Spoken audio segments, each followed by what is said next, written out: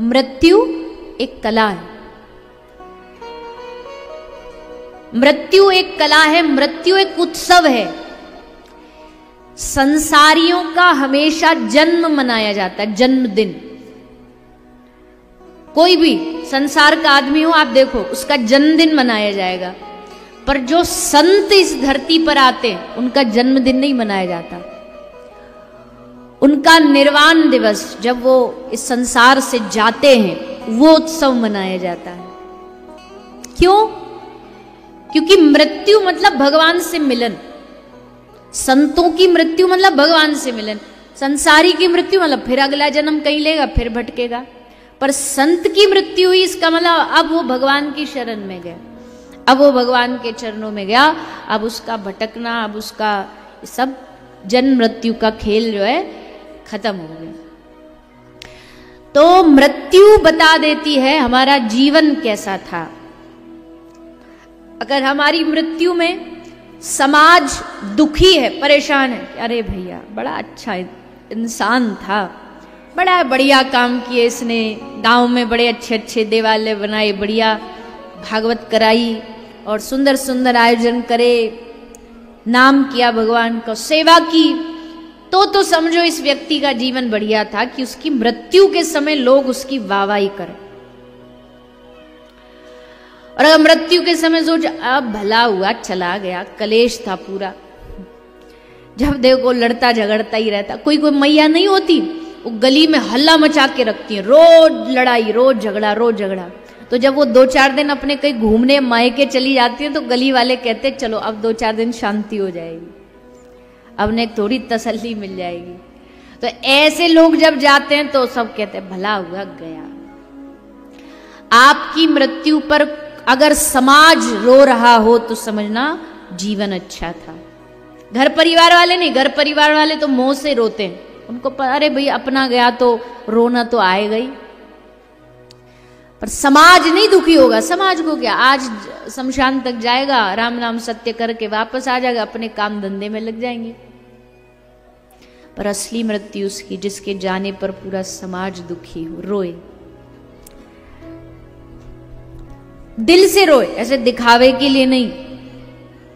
क्योंकि व्यवहार निभाने के लिए कभी कभी हम दिखावे के लिए भी रो देते हैं कि अगर नहीं रोए तो फिर वो क्या बोलेंगे कि अजी हमारे पिताजी भी चले गए और तुम आके रोए भी नहीं। लेकिन जो व्यक्ति का जीवन भगवत चरित्र धर्म से जुड़ा होगा, उसकी मृत्यु इतिहास बन जाती है। और हमारी उसी मृत्यु को सफल बनाने के लिए श्री परीक्षित राजा शुकदेव जी से प्रश्न कर रहे हैं, महाराज कोई ऐसी कथा सुनाइए जिससे मेरी नहीं, समाज के जितने लोग हैं, इस दुनिया के जितने लोग हैं, सबकी मृत्यु सफल हो जाए। अब सोचो, देखो जिसको ये पता लग जाए ना कि वो मरने वाला है, उसकी मृत्यु होने वाली है, उसका कहीं दुनिया में मन नहीं लगेगा, झटपटाता घूमेगा, डॉक्टर के पास घूमेगा, क्या कर दूं जो मैं बच जाऊं, क्या ऐसा करूं जो मेरी ये मृत्यु टल जाए, डॉक्टर लाखों रुपया ले ले पर मुझे बचा ले। और शुकदेव राजा परीक्षित ने एक बार नहीं कहा कि मुझे मृत्यु से बचा लो, उन्होंने कहा मृत्यु तो आनी आनी है, अब मुझे उसको टालना नहीं है, पर उस मृत्यु को मुझे अब सुधारना है, संवारना है। मृत्यु से बचने की कोशिश नहीं करनी, हम लोग बचने की कोशिश करते हैं। कैसे कैसे कोशिश करते हैं? देखो कोई कहता है ना मृत्यु जब आती है तो एकदम बिन बताए आती है, वो बिन बताए नहीं आती। काल जब आता है तो खूब घंटी बजा बजा के आता कि मैं आ रहा हूं। मृत्यु आने से पहले 4 घंटी बजती है। कितनी घंटी? कितनी? 4। कौन कौन सी?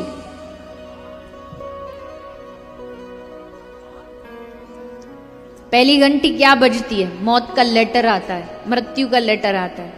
पहली घंटी क्या बजी? पहली घंटी बजी कि आंखों से थोड़ा सा दिखाई देना कम हो गया, रोशनी कम हो गई आंख की।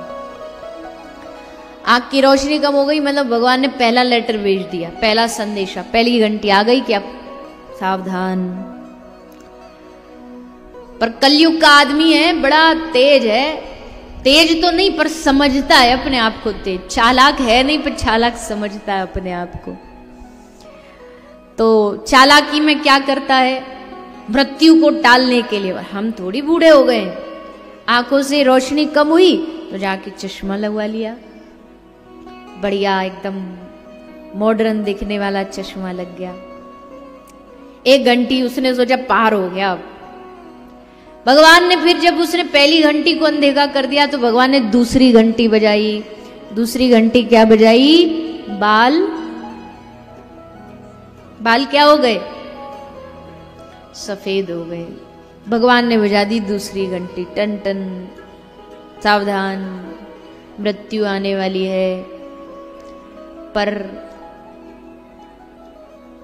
क्या करेगा, मान लेगा मैं बूढ़ा हो गया हूं, घंटी को स्वीकार कर लेगा, नहीं करेगा ना, क्या करेगा।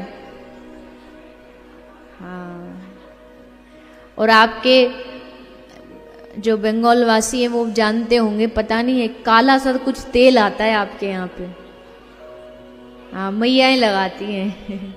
मुझे याद है बहुत बचपन में एक माता लेकर के आई थी कि ये लगाया करो आप, इससे एकदम बाल काले हो जाते हैं, केश काला, तो वो लगा लिया, बुढ़ापा रुक गया। दूसरी घंटी अनदेखी कर दी। भगवान बोले ले बेटा तू क्या याद रखेगा, मैं भी कम थोड़ी हूं। भगवान तीसरी घंटी बजाते। तीसरी घंटी क्या बजी, हाँ 32 की 32 बाहर चमचमाते एकदम बढ़िया। वो एक उसकी नहीं आती, वो कुछ पता नहीं उसकी टूथपेस्ट की है या कोई नहीं, उसकी है एक खाने वाली कुछ उसकी टॉफी की, वो जैसे खाते हैं तो बल्ब बंद कर दो दांत चमकने लगते हैं। बल्ब भी बंद कर दो दांत ही चमक रहे एकदम, बल्ब जैसी रोशनी। बनाने वाले भी क्या क्या बनाते भगवान जाने। तो भगवान क्या कह रहे, भगवान तीसरी घंटी इसलिए बजाते कि तूने बहुत माल उड़ाए, तूने बड़े रबड़ी रसगुल्ला खाए, अब दांत गए, अब दलिया हलवा खा और हरी गुन गा। दांत चले गए, अब बोलना चाह रहे हैं कुछ पर वो हवा पास हो जाती है, निकलता कुछ। बहू को कह रहे हैं हलवा बना दे, वो हलवा तो निकलता नहीं, कुछ और ही निकलता है। बहू समझ भी जाती है पर जानबूझ के अनदेखा करती है कि हमको समझ ही नहीं आया क्या बोल रहे हो आप। तो 32 ही बाहर आ गई।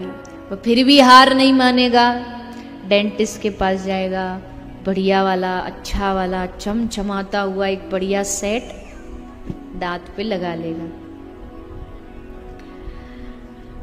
अब भी नहीं माना तो भगवान ने फिर चौथी घंटी बजाई।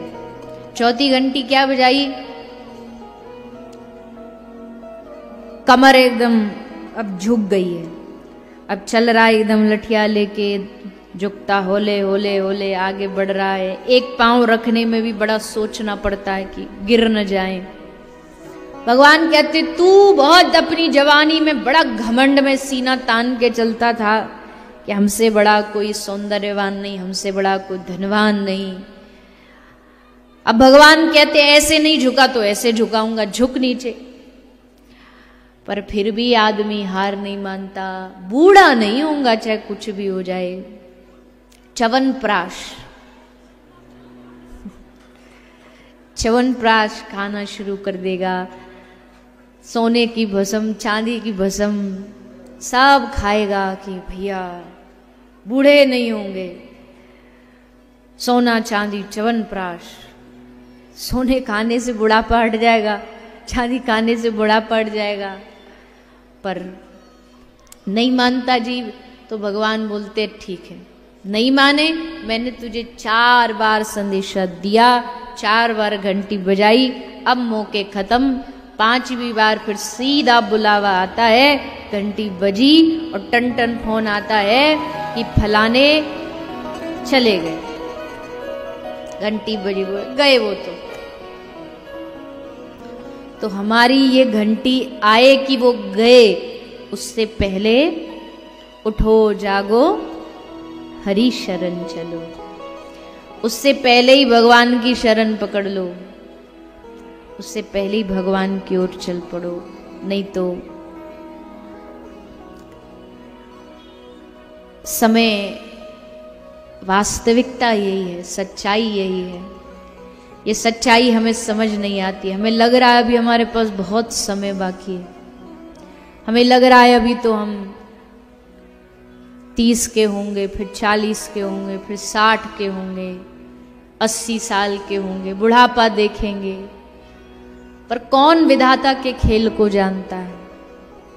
कौन जानता है कि कब कौन सा ऐसा मौका आ जाए? नहीं सुनते। हजारों लोग भूकंप आया, 30-40 हजार लोग मलबे में दब के मर गए। बताओ एक जीवन की कितनी कीमत है, जानते हो ना? 30-40 हजार लोग ऐसे चुटकियों में मारे गए। सुनामी आई, कोरोना आया, चले गए लाखों लोग, पता ही नहीं चला। कल वो गए थे, एक दिन नंबर हमारा भी आएगा, और जब नंबर आएगा तब ये सब हिसाब जो खा रहे हैं, जो पी रहे हो, जो गलत काम कर रहे हो, सबका हिसाब उस समय देना पड़ेगा। इसलिए हे प्रभु ऐसी कृपा करो कि इस जन्म के रहते रहते हमें आपकी प्राप्ति हो जाए।